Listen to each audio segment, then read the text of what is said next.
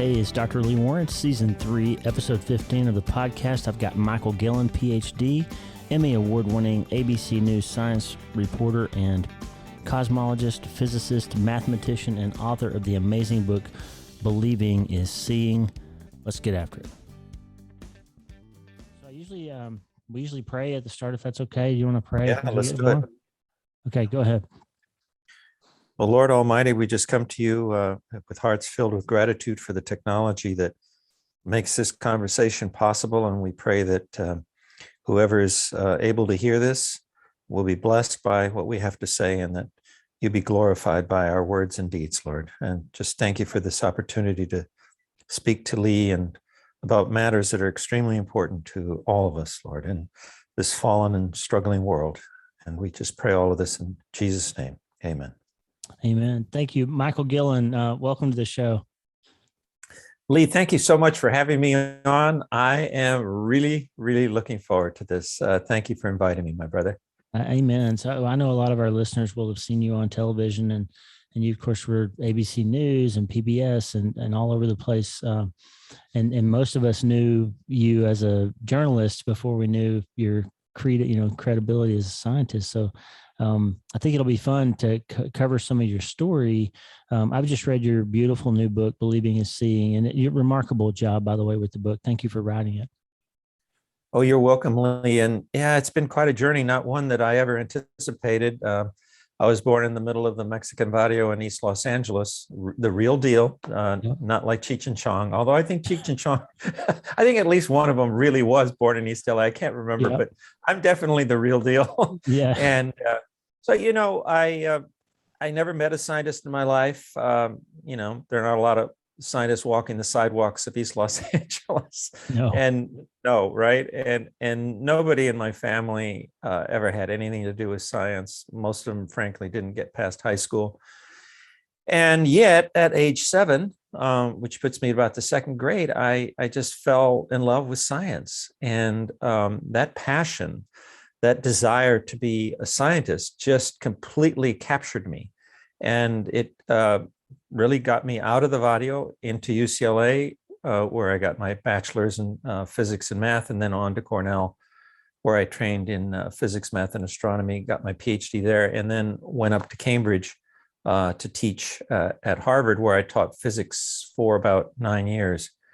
And that really was the extent of my dream. I mean, had my life just landed there, had landed at Harvard, that would have been a complete fulfillment of my dream, Lee.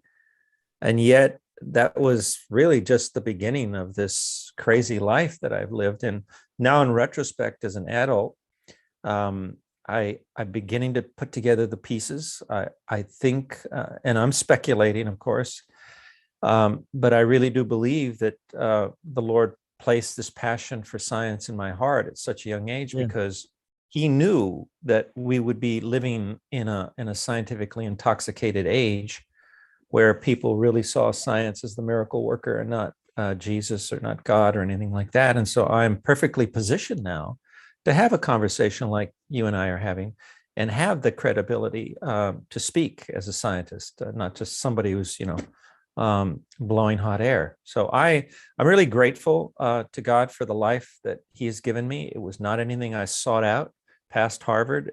It was not part of my vision or my dream for myself, but it has been, and it continues to be. I mean, I feel like the best is yet to come. And this book has just skyrocketed it to the top of Amazon bestseller, Amazon hot new release, and a variety of categories: Christian apologetics, science and religion, cosmology. And it's just been breathtaking. It's wonderful.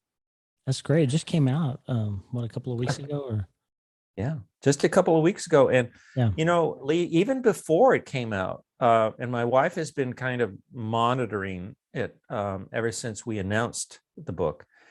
And I think even like 4 or 5 weeks before it was actually released, the pre-orders just shot to the top. And it's been number one in some fashion or another for the last 7 going on 8 weeks. I've written a lot of books, but for some reason, And I think I know why. This book has resonated and is resonating with the public. And I don't care if you're a Christian or a non-Christian. Yeah. If you're somebody who is just sincerely interested in understanding life, understanding why we are here, what's expected of us, what's this all about, then this is a book that's going to appeal to you. It's got a lot of cutting edge science, a lot of the stories. I salt it with a lot of the anecdotes from my career as a journalist, and it's also very solidly biblically based. So It is. I And think you wrote it really it's hit the jackpot for that reason. Yeah, yeah. I think so too. And I think for the time, there's that such a time as this notion to it of, we're in a period of time right now where people are looking to science to answer some scary questions for them. It's just, are we going to be able to get through this pandemic, and should I take the vaccine or not? And all these things where everybody's kind of clued in to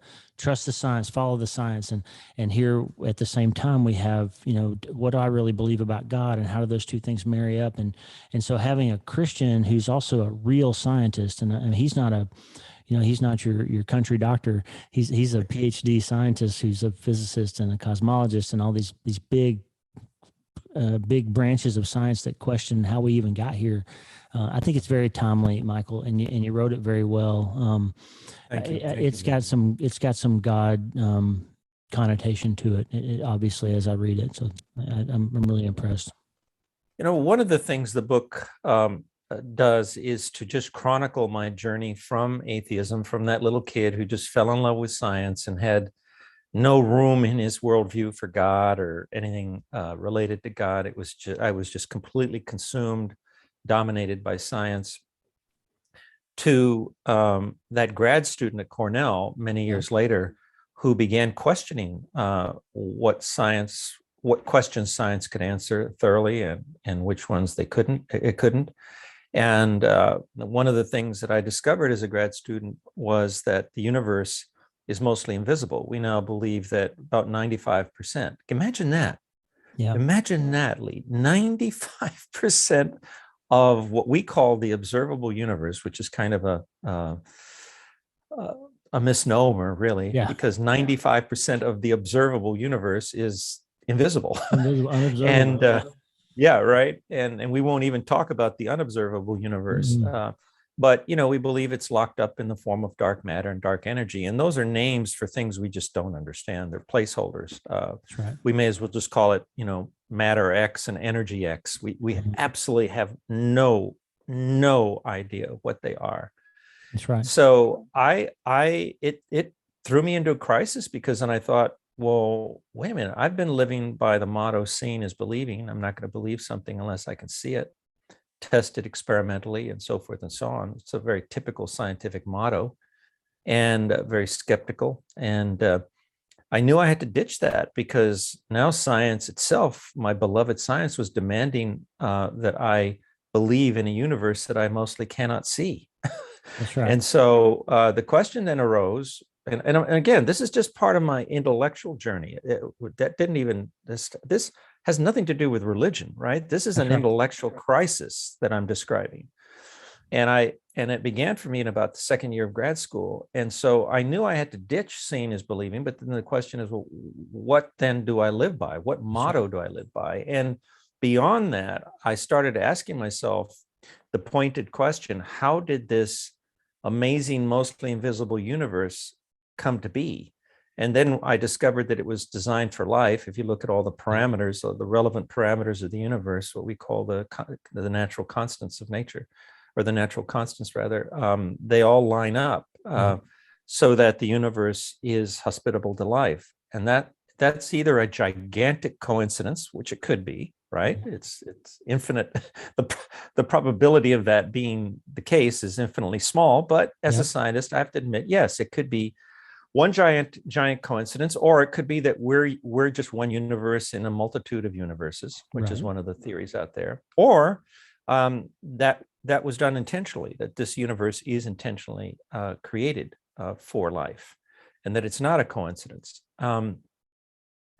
So I then realized at that point that science wasn't able to answer those questions to my complete satisfaction. See, I've always been this kind of hard-headed skeptic. Ever since I was a little kid, I drove my teachers crazy with all the questions I asked.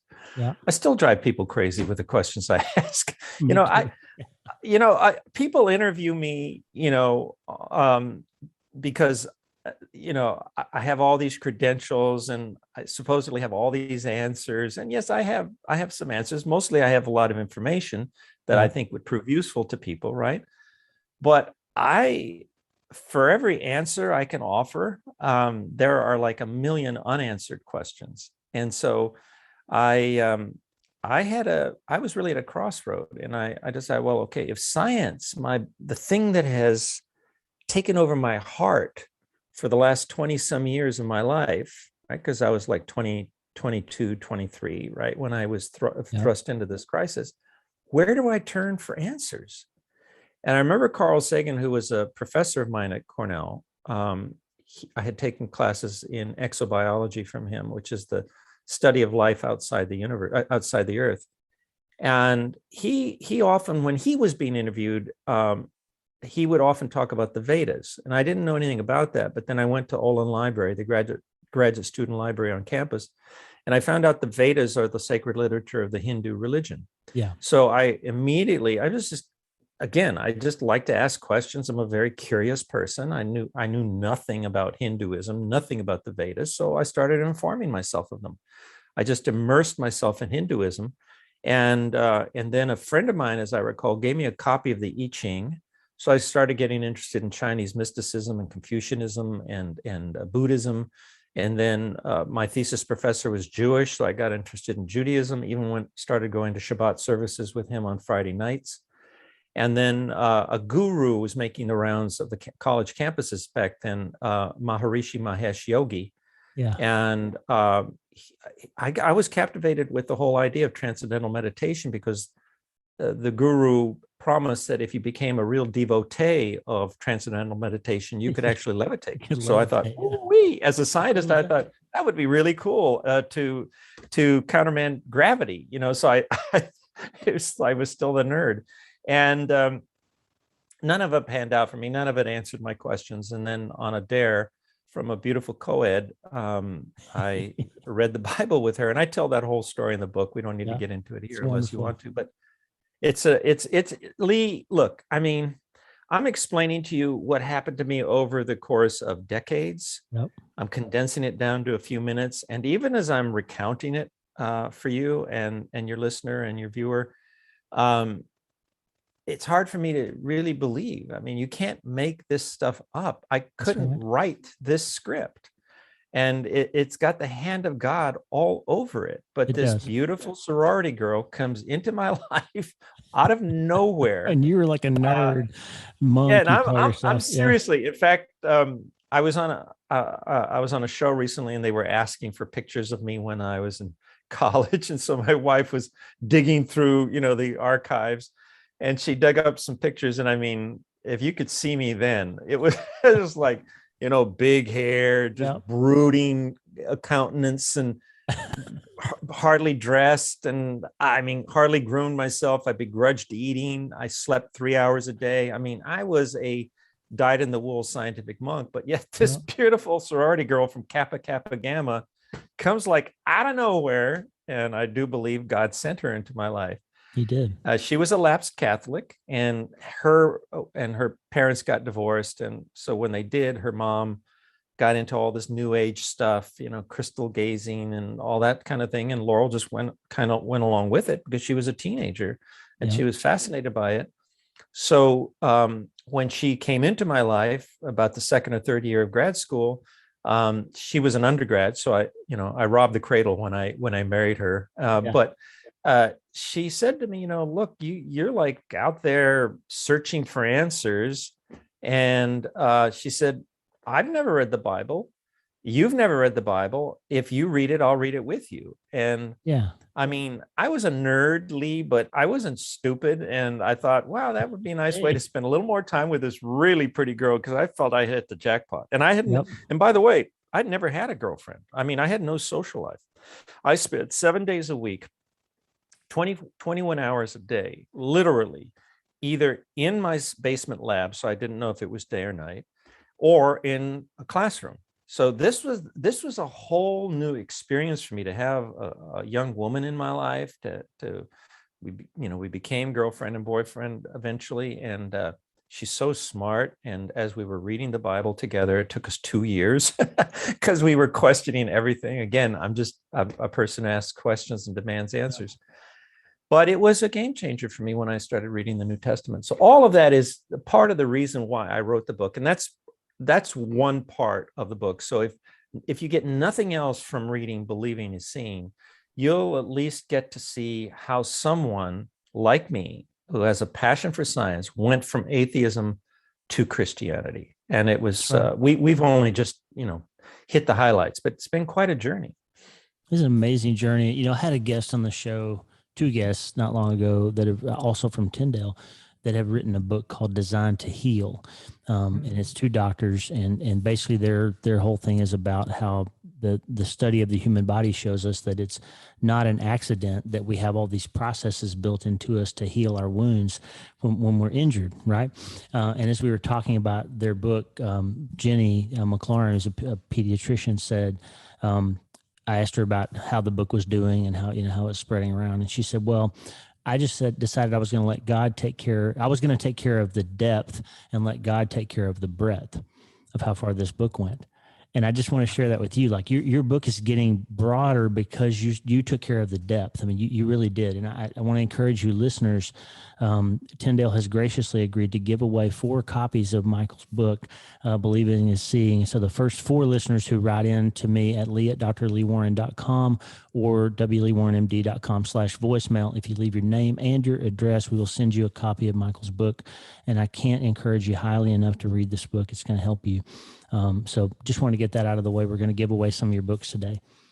Oh, that's fantastic, Lee. And thank you to Tyndale. I've loved working with Tyndale. I've worked with all the major publishers over the years, but Tyndale they're really a classy group of folks. Jen Long Harris and her team have just really impressed me. I just want to come back to what you were saying about wounds and the body's ability to heal. And of course, I know you're talking not just about physical wounds, but emotional wounds and psychic wounds. And I know in the book, I tell the story of how when I finally got around to popping the question, it took me a long time. Anyway, it's all spelled out in the book. And we were looking forward to having a big family, I'm 5/8 Mexican, 2/8 Spanish Cuban, and 1/8 Austrian. So I'm Hispanic primarily. And really looking forward to having a large family, and Laurel was too. And my mom came from a family of 8 brothers and sisters. Yeah. And at Christmas time, it was just so wonderful. And I always carried that kind of illusion in my mind that when Laurel and I got married, we were going to have our own big brood. And we, I could just picture it. And it was just the image of it just brought me enormous joy. So when it became apparent to us that we were having trouble conceiving, it was devastating. It was devastating to us individually and as a couple.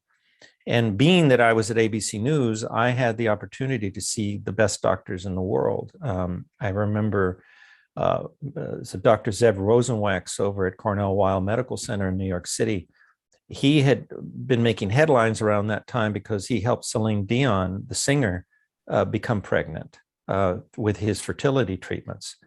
So I remember I was doing something for CNN at the time. I can't remember exactly, but it was with Connie Chung, and we had Zeb on as a guest. And I remember buttonholing him afterwards behind the scenes. And I explained my situation to him. Zeb, I said, we've seen the best doctors in Boston, because I was also teaching at Harvard at the time. I said, nothing's working. We both check out medically.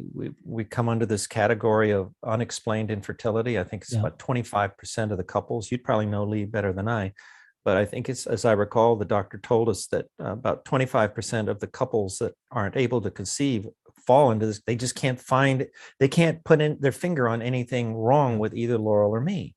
So that made it all the more frustrating, because I'm a scientist. So if I can identify a problem, I can go about finding a solution. But when you can't even identify the problem, or define the problem, that's tricky. So Zev said to me, he said, look, call up the office. He says, I've got like a waiting list that about a year out. He said, but call my secretary. I'll let her know. We'll put you right to the top of the line. And which in a way kind of makes me feel guilty because all those other couples, but it was a blessing, and I appreciated his deference. And I'll never forget, Laurel and I went to New York City. It was right around Thanksgiving. And I remember we went into his office, and afterwards we had a little time to kill. So we went and watched the Macy's Day Parade. It was Thanksgiving Day. That's how desperate we were to get help. We didn't care that we would be spending Thanksgiving away from home, that we would be in the middle of New York City. And that led to nothing. I remember driving home so carefully. I leaned her back in the car. This is really hard for me to recall, but we were so hopeful that Zev would be able to help us. And so when we went through the whole operation of the little embryos being implanted in her, and the blastocysts implanted in her womb and so forth. And I remember having to drive from New York City back to Massachusetts, and I laid her down in pillows and, just drove like 30, 40 miles an hour. Just didn't want to upset anything. And, 10 days later, she took a pregnancy test and it was negative. It was just heartbreaking. And yet, and I tell this story in the book, and yet God healed us in the most miraculous way with a beautiful little boy. And we adopted him. And we've never looked back. And every time I look into his eyes, he's 22 now, and just a beautiful young man, and going to college. And I look into his eyes and I hug him, and I just feel God's love. And that kind of healing is not anything that can happen just by itself. If you read the story in the book, we can't again do it justice here, but if you read the story of how that little boy happened to us, it was the hand of God. I'm so grateful to him for that healing. It was, and a big part of it was sort of heart surgery to get you ready to let God give you a child that wasn't your biological child. Like, you didn't even think about it. I mean, and part of the story was, I'm the last Guillen in my family, and the last male Guillen, I should say. And so I felt enormous pressure to keep the name going. Now, I know that sounds silly and superficial, but it mattered to me, And again, being Hispanic, it was just really important. Anyway, so that when this whole adoption thing came up, and it was just so supernatural the way it happened, and how it played out was just unbelievable. Again, you can't write a script like that. Nope. God opened our hearts, both Laurel's and mine, to not only this little boy, but to all the social workers and all the other couples who were looking to have children. It just, the old, what is it? The Grinch Who Stole Christmas. Yeah. I think there's a line in it towards the end. And I'm not going to do it but Dr. Seuss says something like, and his heart grew 2 sizes, or something about his heart growing 2 sizes that day, or something. And I always think of that, because that's what God did in the process of healing our woundedness.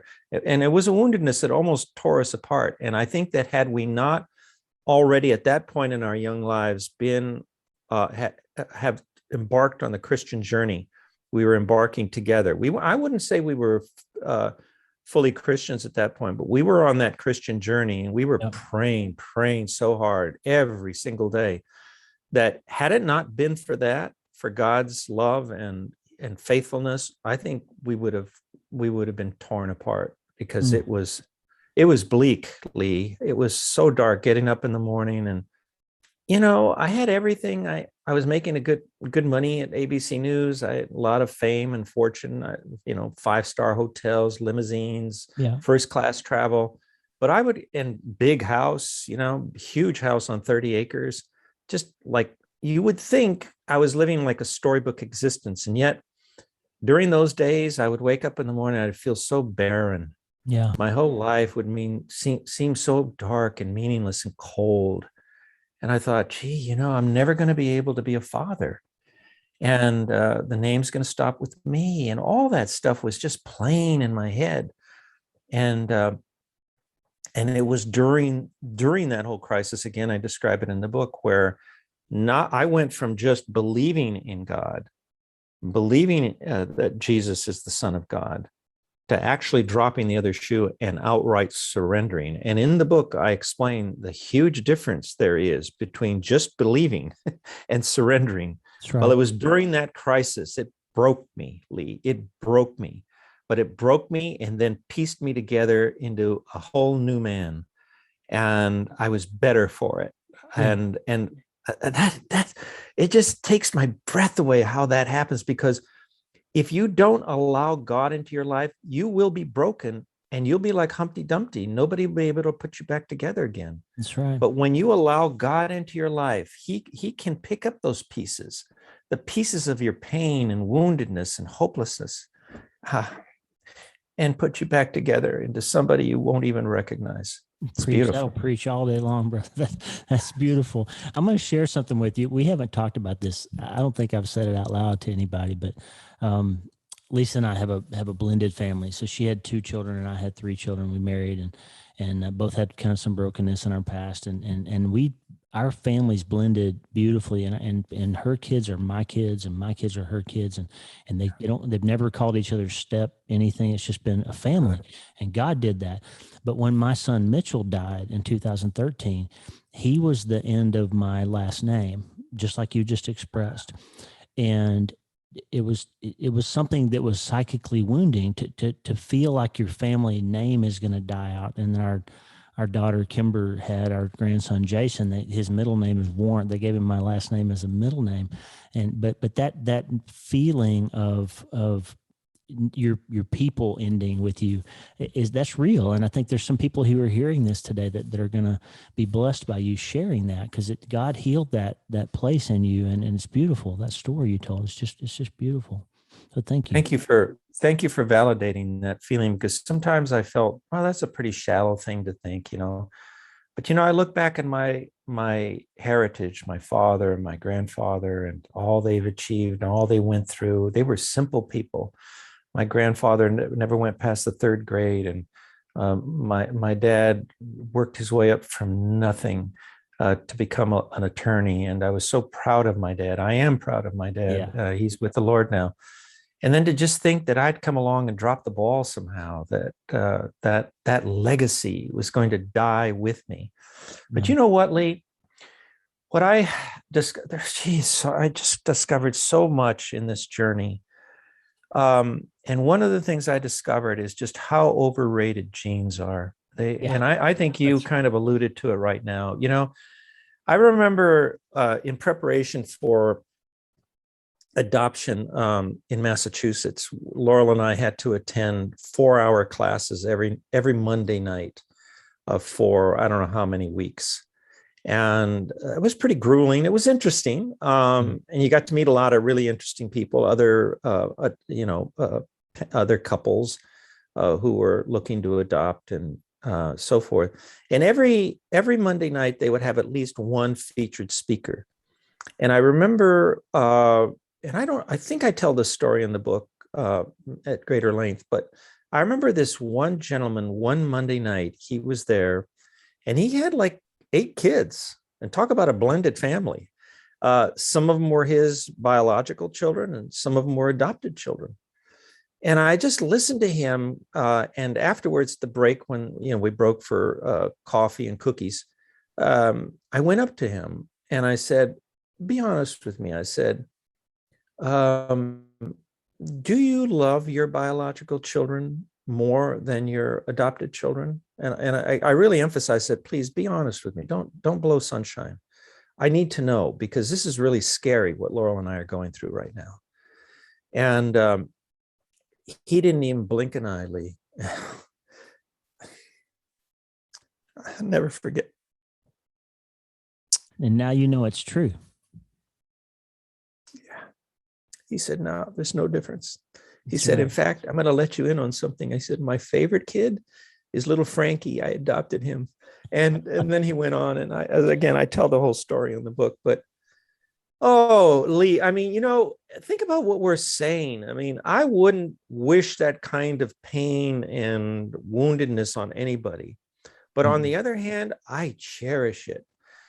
If it hadn't been for that season in our lives, we wouldn't be the people we are today. And we are better off because we went through that trial and tribulation and allowed God to help to heal us.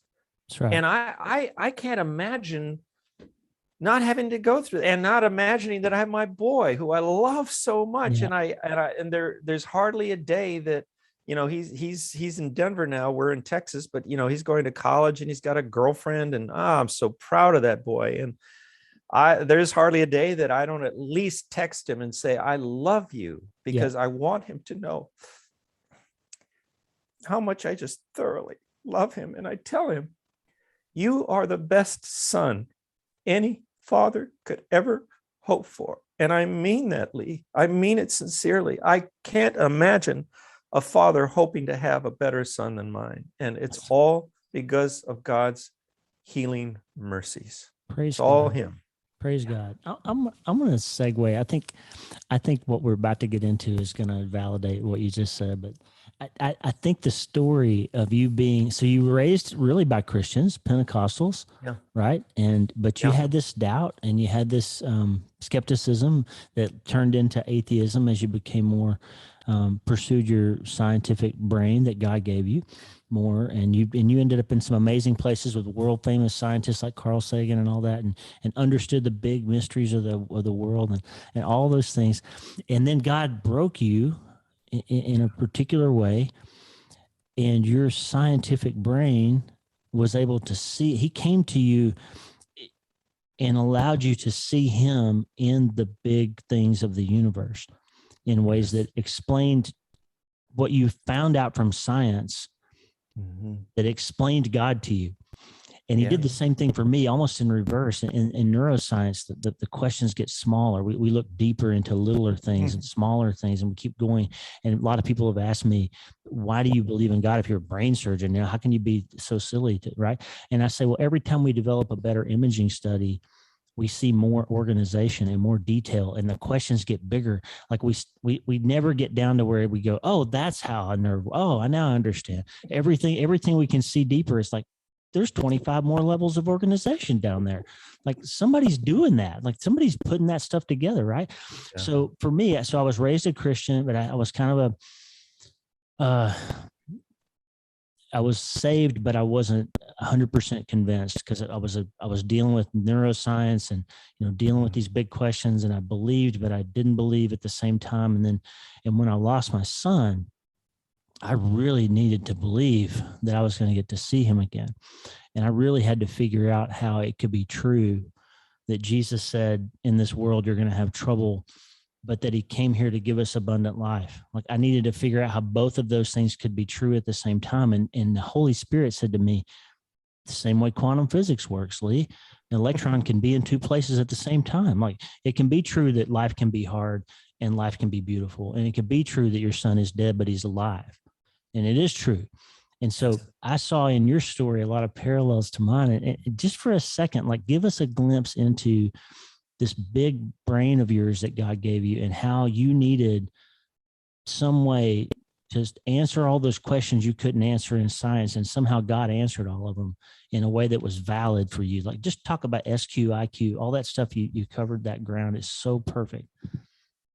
Well, thank you, Lee. And I will just clarify one thing, and that is, yes, I was raised by parents who were Spanish-speaking Pentecostals, and we would go to church, like 7 days a week or something like that. They would take us, and the sermons would go on and on. But here's the thing: it never meant anything to me. Why? Number one, the services were held in Spanish, and I didn't speak Spanish. I was already anglicized by then. My dad spoke Spanish, and my mom spoke Spanish, and my grandparents spoke Spanish. I didn't. I was that new generation, right? Right. that didn't want to have anything to do with. In fact, I was embarrassed by that. And I remember this, and this is just a digression, but it'll show you what I'm trying to tell you. My best friend was visiting at our house, and I think we were in my bedroom, and we were just playing a game or something, listening to the radio. And all of a sudden, I hear a knock on the front door, and it's my grandmother, and she was loud. She was Cuban, and she was loud, and she spoke Spanish loudly. And as soon as I got wind of that, I'm just ashamed to recount. I don't think I've ever told this story before, but here you go. Here we go. I did not want my friend to hear that.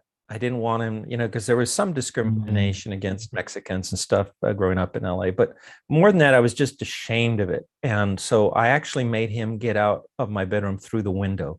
I opened the window and I made him crawl out. Both of us just crawled out. I just wanted to get away from that house as quickly as I could. And so, yeah, we would go to church, but I didn't understand what was going on. I didn't care to know what was going on. And the only thing I really cared about was the food they served at the services or between services. It was usually Mexican food, which I still love to this day, and pan dulce, which is the sweet bread, and which I love so much.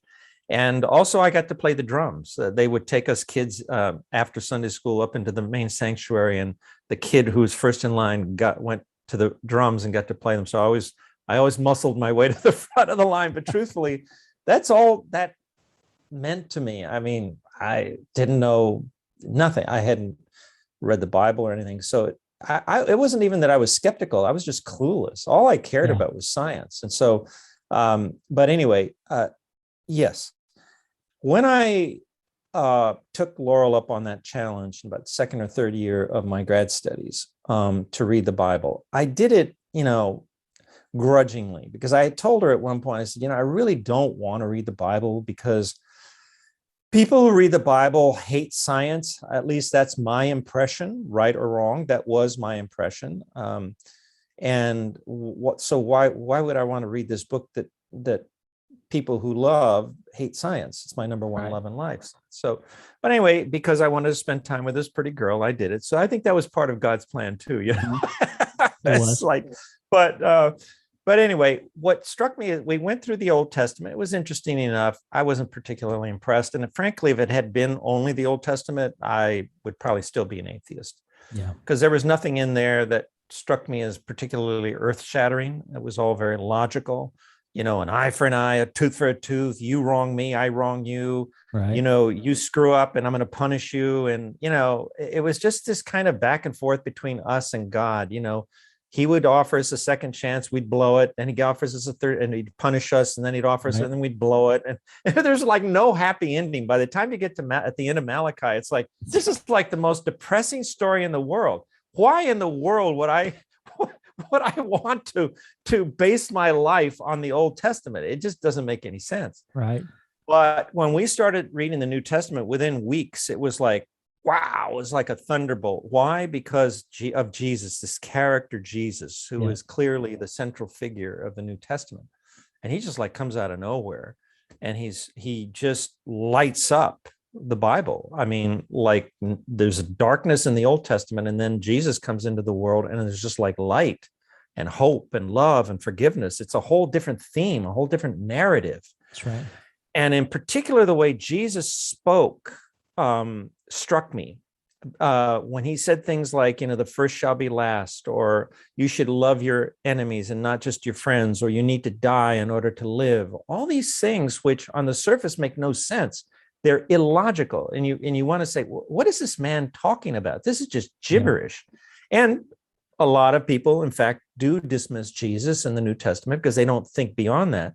I had the advantage because I had been learning quantum mechanics now for some years. Yeah. And I immediately recognized in the way Jesus was speaking the truths that I had been learning in quantum mechanics. He was speaking quantum mechanics. He was speaking the language of quantum mechanics. I'm thinking, what are the odds of this? A book that was written, thousands of years ago, or, at least a couple thousand years ago, right? A book that was written a couple thousand years ago, we're focusing on the New Testament. And it is like jibing so astonishingly with quantum mechanics, which only dates back to the 1920s, the 20th century. Yep. So that got my attention. It didn't make me fall to my knees, but it did capture my attention. Why? Because in particular in quantum mechanics, one of the things we learn is that there are two varieties of truths. Now, I have, the way I explain it is not is different than where anything I've ever read before, but in thinking about it and in living with it and digesting it and so forth, I explain it in the book in a way that I don't think has ever been explained before. I've never. But in a nutshell, it's this. It's what I call, and it's a term that I coined. I call quantum mechanical reasoning translogical thinking. By that I mean this: that we have discovered in science that there are really two categories of truths. There are what I call trivial truths, and I don't say that to diminish them. They can be important truths, but you'll see in a minute why I call them trivial truths. They're just kind of trivial, common, ordinary truths. And these are truths that can be proved logically, just using simple Aristotelian logic. And they are identifiable as trivial truths because their opposites are false. So if you say, black is black, well, that's a truth, right? It's a trivial truth. Why? Because the opposite of that, black is white, is false. So that's just one simple example. I give others in the book. Yeah. But then there is this other category of truths that I call profound truths or translogical truths, and they seem to defy simple logic. They seem to sound like nonsense, like I was speaking about a moment ago, the way Jesus speaks. He speaks in a way that seems like nonsense, that's not logical. And yet it is not nonsense. It's not logical, correct? Yes, but it's not nonsense either. It's what we call profound translogical truths. These are truths that are identifiable as being profound or translogical because their opposites are also true. So one example I give, and one that came to my mind immediately when I was reading Jesus, was our belief in the quantum vacuum, where we believe the quantum vacuum, which we believe gave rise to the universe, and that's the going scientific theory anyway. Believe it or not, that's science's theory. But the quantum vacuum, by definition, is nothing. It's empty space-time. And yet it's everything. It can give rise to an entire universe. Now, you might say, whoa, wait a minute, Guillen, what are you talking? That is not logical. How can something be nothing and everything, right? Yep. But if you study quantum mechanics as I have, there's a way to understand that it is, in fact, a profound truth. And so that struck me right away, Lee, as being completely different than any other religion. Hinduism doesn't have this, Buddhism doesn't, Judaism doesn't have this. As I said, the Old Testament is very logical. It's the New Testament. The New Testament is unique in that the language Jesus speaks is the language of modern science. That's right. And so that drew me into then a world of discovery. I mean, that was like just the thread. And when I followed that thread, it just opened up a whole new world of truths and of explanations for so many of the questions that I was asking and that nobody and nothing was able to answer. But here were the answers. And since that time, decades later now, as I'm speaking to you, it's still the case that the New Testament holds up to scrutiny, to scientific scrutiny. There is not... I had one kid, I was speaking on the East Coast at a college, major college, and he comes up to me and he says, Dr. Guillen, do you believe in the whole Bible? And, he was incredulous. He couldn't believe that a scientist like me could possibly believe in the Bible and Jesus, especially the incarnation of God. It just seems so incredible to people. And I said, I said, yes. And let me put it to you like this. I said, there is nothing I have ever read in the Bible that goes against anything I've ever learned in science.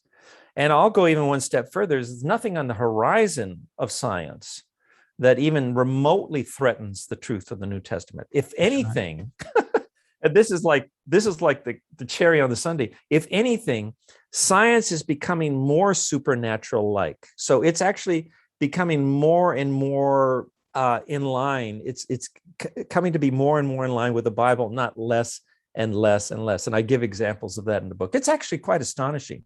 It didn't have to turn out this way. It could have been, Lee, that the more we learned scientifically, the more we departed from the worldview spelled out in the Bible. That's right. But just the opposite is happening. They're actually, the two worldviews are converging. It's astonishing.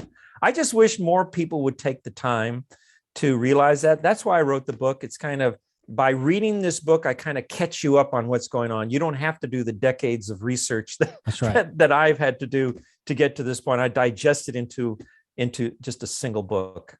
You just exactly got us to the place that was the reason I reached out through Isabella, your publicist, and asked you to be here today. And that reason is this. This podcast is heard in 75 countries or so. And by the way, you've got a really nice podcast too. So we need to put a plug in there for that. I'll put your links in there. But this podcast is heard largely by people who are trying to figure out how they can find hope again and find faith again and believe again when life has given them the hardest thing that they can have. It's listened to by people, bereaved parents and infertile couples and people who have been through devastating things. And that's just somehow what my books turn out to be about: pain and loss and hope and faith and all that. And I asked you here today to say this: people need to know that it's real. People need to know that a smart person can believe in God and that there's some substance and evidence for that. And I just want you to minister to those folks, that person, for just a second, and tell us how a smart person can actually believe that there is God. Use some of your language that you used in the book and tell us that it's not true what we've heard, that science invalidates faith. I'd be happy to, Lee. And I'll just simply say this. When I was an atheist, I shared in the conceit that faith was somehow a weakness of the mind, that people who expressed a faith in God, there was something wrong with them. They were people who maybe couldn't cope with the reality of their lives. And so they invented in their minds this kind of teddy bear God, or this kind of deity that would just, hug them in their times of need. And really, it was all just a delusion. Yeah. I believe that. I believed that for many, many years. But then as I began to really take seriously the Christian worldview, after having taken equally seriously Hinduism and Buddhism and all the major religions, but as I was exploring Christianity, asking the tough questions, believe me, I ask tough questions. And whoever's listening or watching, I guarantee you are not asking questions right now that I haven't asked. Yeah. Okay. I am a very thick-headed intellectual. That's why I didn't drop to my knees, even when the New Testament kind of whacked me between the eyes. I remained skeptical, and I maintained my atheism through that. I had so many questions and I needed honest answers. And I still am, by the way. I haven't stopped. I haven't become complacent. I'm not on your show right now just telling you about something that happened to me. It is going on still. That spirit of exploration and skepticism is still going on. So when I began exploring the Christian worldview, and more than that, I started exploring the science, our science, and not just physics, math, and astronomy, but all of science. And in light of these new revelations that I was experiencing, I discovered something that just was so stunning to me. Yeah. And that is that faith is actually the foundation, now listen to me, of the entire human experience. Yeah. It's the foundation of both religion, yes, but also of science. And I have a chapter in the book, having faith in physics, having faith in mathematics, having faith in astronomy, having faith in the scientific method, where I spell out what I'm explaining to you right now, that in every one of those disciplines, which are perceived to be such hardcore disciplines, that they're based on logic and evidence, and you hear evidence-based thinking, critical thinking, you hear a lot, you hear these phrases a lot these days: follow the science, trust the science, okay? Yeah. Well, science, I hate to break it to you, is founded on faith. And I explained it in the book, okay? So as I began to realize this profound thing, I realized wait a minute. The notion that somehow faith is a weakness is a fraud. It's actually not true. Right. And in fact, when you look carefully at it, as I did, even right down to its biochemical roots in the human brain, which is in your bailiwick, yep, I discovered that faith, and I'm not speaking now poetically or metaphorically or anything like that, but I am saying to you as a theoretical physicist, I'm telling you that what I discovered is that faith is the mightiest power in the universe. Again, it's not metaphorical, it's not poetic, it's true. And I explain it in the book. And so I now understand that conceit that I carried around with me and that I pursued for so long is just, it's just wrong. So we are all people of faith. We are all persons of faith. The only question is your faith misguided or is it enlightened? And I explain what I mean by that in the book. Are the things that you have faith in, are your axiomatic beliefs, the foundation of your worldview, are they in line or out of step with the truths that we've discovered about the universe? If they are in line with them, then it is enlightened faith. It's faith that you can bank your life on. But if it isn't, then you're in trouble. And I explained furthermore that each of us has a worldview. So whether right now everything is happy-go-lucky with you, or if someone who's listening to me right now, to the sound of my voice or watching me, maybe you're going through some really hard times. I call them Titanic moments, and I explain that in the book. Maybe you are going through a terrible Titanic moment, and it's just shaken you to the core. Your faith is shattered. You wonder, can you really believe that there is a God? And if there is, where is he? Why isn't he answering your prayers? Why isn't he presenting himself and healing you on the spot in a way you expect or want? If you're one of those people, I'm telling you right now that your worldview is your most valuable possession. You may be somebody right now who is in terrible pain. Maybe you lost a loved one. Maybe your relationship has gone south. Maybe you've lost your job. Maybe you're just lost. You don't know who or what to believe in anymore because we're just drowning in a sea of misinformation, right? Yeah.